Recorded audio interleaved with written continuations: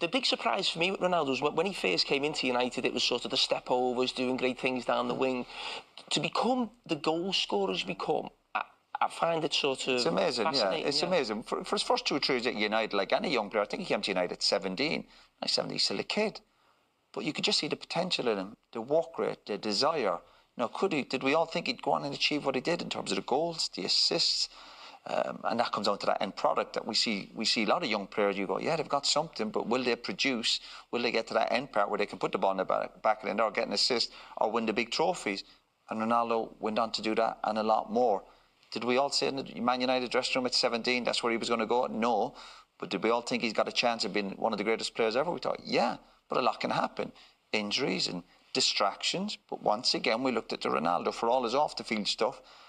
I don't think I ever felt at any stage at United was he getting distracted by all of that. But it's 20 years since you first saw him in the flesh. Do you remember it even now? Well, we played a pre-season game, yeah. Obviously, what was your impression? Well, I thought he was very lucky. He was up against John O'Shea. He made John O'Shea look very, very bad, let me tell you. But with Shea, to be fair, we were jet-lagged. We just come back from American pre-season. But Ronaldo was excellent. And the message he sent, because a deal was done, but I think they gave him the option to stay on loan at Lisbon. And what I liked about him straight away, he said, no, I want to go to Man United straight away and have an impact. Of course, you have to learn, obviously, in terms of end product. And he was going down very, very easily, which he can still do, I suppose. That's just a trade, but he's not perfect. But no, and we all took to him. You know, you're on about personalities coming to a dressing room. We all liked him. It does help if you come into a dressing room. He had that innocence, but we thought this kid loves the game. He wants to get better. You're at the right club. We'll help you, but the bottom line is it'll come down to yourself. And he's been amazing, and I still love watching him. Tell us about the Wayne Rooney that came into your dressing room. Again, it just Wayne was a bit different. And Wayne had obviously played a lot of games. He'd been at Everton. He was chirpier. He was a scouser. He was, I wouldn't say I talked to him as quickly as Ronaldo. You're still waiting to. but you just knew he was going to be a brilliant player. He'd obviously put his marker down already, whereas Ronaldo came a bit unknown. But obviously Rooney had played in the Premier League, played at Everton.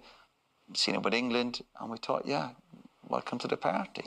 I had 1 or 2 disagreements with him, but that's good. Yeah, was that over the remote? Yeah, he took the remote control. He wanted to watch the X Factor.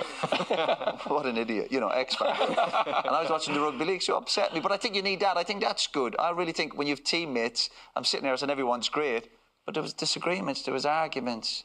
There was I mentioned Gary Pallister. I had a fight with Gary Pallister one night in Marbella somewhere, but it was 4 o'clock in the morning. It was no big deal. But it's good because it lets off a bit of steam. Jamie, you know, when you're in a dressing room with full of lads, sometimes you need a bit of an argument. I felt certain that you would pick Ruud van Nistelrooy. Yeah, Ruud. You talk about him a lot, and I thought you might go for Cantona as well. Yeah, Cantona, brilliant lad. But I just thought what they went on to achieve, I think it'd be hard. But Eric, brilliant player for Man United. Again, I'm upset to leave Eric out. Again, a brilliant character. I keep coming back to the character. And Eric producing the big games. And Ruud is one of probably very few strikers I played with ever. I've said it before. When Ruud was true on goal, I would just goal. I wouldn't even, just knew it was a goal. I'd even turn around. Brilliant finisher.